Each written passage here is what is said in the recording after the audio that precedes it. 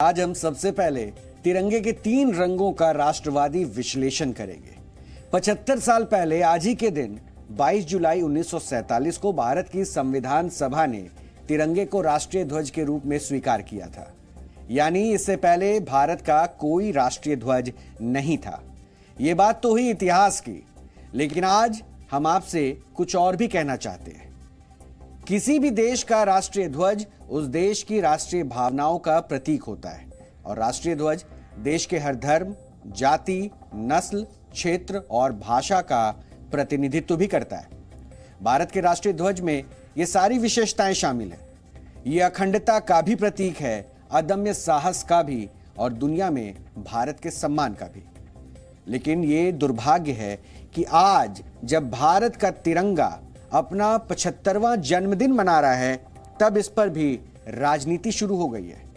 आज हम इसी राजनीति का डीएनए टेस्ट करेंगे और आपको यह भी बताएंगे कि आज भारत का तिरंगा आपसे क्या कहना चाहता है। लेकिन उससे पहले आप ये कुछ तस्वीरें देखिए। ये तस्वीरें आपको बहुत सारी कहानी बयां कर देंगी। ये तस्वीर वर्ष 1999 के कारगिल युद्ध की है, जब भारतीय जवानों ने पाकिस्तान की सेना को धूल चटाने के बाद बड़ी शान से तिरंगा फहराया था। कारगिल युद्ध के कई नायक थे, इनमें शहीद कैप्टन विक्रम बत्रा का नाम भी था। वर्ष 1999 में ही जब पाकिस्तान की सेना ने कारगिल में घुसपैठ करके वहां की पहाड़ियों पर कब्जा किया, उस वक्त विक्रम बत्रा अपनी कमांडो ट्रेनिंग पूरी करके होली की छुट्टी पर हिमाचल प्रदेश के पालमपुर में अपने घर आए थे। युद्ध शुरू होने की सूचना मिलने पर कैप्टन बत्रा से उनके एक मित्र ने कहा था कि अब उन्हें भी जाना होगा, इसलिए वो अपना ख्याल रखें और सतर्क रहें। इस पर कैप्टन विक्रम बत्रा ने यह कहा था कि चिंता ना करो, मैं तिरंगा फहरा कर लौटूंगा या तिरंगे में लिपट कर लौटूंगा, लेकिन मैं वापस जरूर आऊंगा। तिरंगे के प्रति कैप्टन विक्रम बत्रा के इस प्रेम ने राष्ट्रवाद की नई परिभाषा गढ़ी। और अब आप पिछले साल हुए टोक्यो ओलंपिक की ये तस्वीरें भी देखिए, जब नीरज चोपड़ा ने जेवलिन थ्रो में गोल्ड मेडल जीतकर इतिहास रचा था और इस ऐतिहासिक क्षण में तिरंगा उनके पास था, उनके साथ था। एक और तस्वीर अब आपको दिखाते हैं, क्योंकि अगली जो तस्वीर मैं आपको दिखा रहा हूं वो है वर्ष 1947 में, जब भारत को ब्रिटिश शासन से आजादी मिली। तो उसके एक साल बाद 1948 में लंदन ओलंपिक्स हुए और इन खेलों में ग्रेट ब्रिटेन की हॉकी टीम ने हिस्सा लिया था। और यह संयोग ही था कि फाइनल में भारत का मुकाबला ग्रेट ब्रिटेन की टीम से हुआ था और भारतीय हॉकी टीम ने अंग्रेजी टीम को उन्हीं के घर में 4-0 से हराकर गोल्ड मेडल जीत लिया था।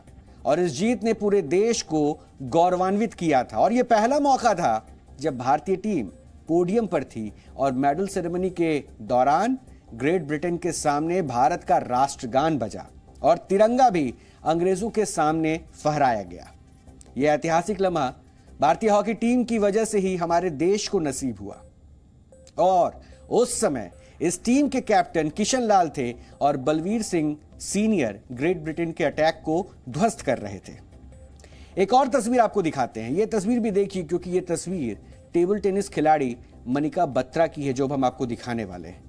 मनिका बत्रा जब भी किसी प्रतियोगिता में भारत के लिए खेलती हैं तो उनके हाथ पर तिरंगा दिखाई देता है और खेल के दौरान जब भी वो तिरंगे को देखती हैं तो वो जीत के लिए प्रेरित होती हैं और तिरंगा उनके सारे तनाव को खत्म कर देता है।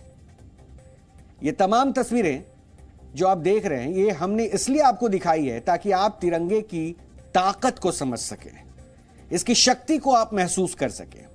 असल में 15 अगस्त और 26 जनवरी के मौके पर तिरंगा लहराने से राष्ट्रवाद के लक्ष्य की प्राप्ति नहीं होती और पॉपकॉर्न खाते हुए देशभक्ति वाली फिल्में देखना राष्ट्रवाद नहीं है।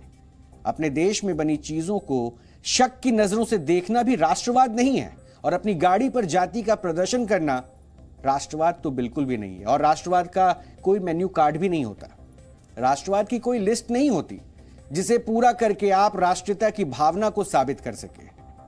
नए भारत का नया राष्ट्रवाद अपने देश पर गर्व करना है, फक्र करना है।